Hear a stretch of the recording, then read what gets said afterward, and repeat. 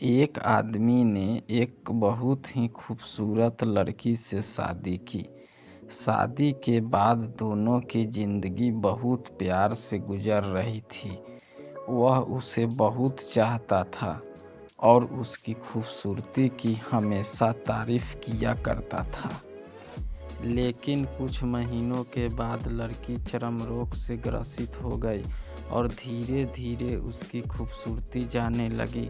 खुद को इस तरह देख उसके मन में डर समाने लगा कि यदि वह बदसूरत हो गई तो उसका पति उससे नफरत करने लगेगा और वह उसकी नफरत बर्दाश्त नहीं कर पाएगी। इस बीच एक दिन पति को किसी काम से शहर से बाहर जाना पड़ा। काम खत्म कर जब वह वापस लौट रहा था उसका एक्सीडेंट हो गया। एक्सीडेंट में उसने अपनी दोनों आंखें खो दी, लेकिन इसके बावजूद भी उन दोनों की जिंदगी सामान्य तरीका से आगे बढ़ती रही। समय गुजरता रहा और अपने चर्म रोग के कारण लड़की ने अपनी खूबसूरती पूरी तरह गंवा दी। वह बदसूरत हो गई, लेकिन अंधे पति को इस बारे में कुछ भी पता नहीं था। इसलिए इसका उनके खुशहाल विवाहित जीवन पर कोई प्रभाव नहीं पड़ा। वह उसे उसी तरह प्यार करता रहा। एक दिन उस लड़की की मौत हो गई।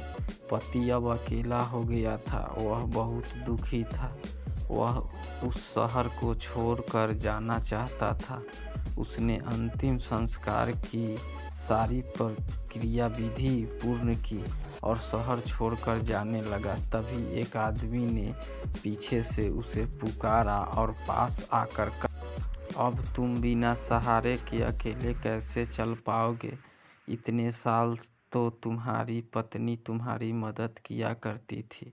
पति ने जवाब दिया, दोस्त, मैं अंधा नहीं हूँ, मैं बस अंधा होने का नाटक कर रहा था।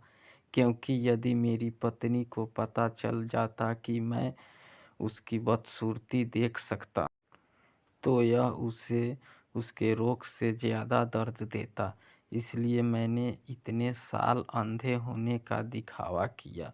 वह बहुत अच्छी पत्नी थी, मैं बस उसे खुश रखना चाहता था।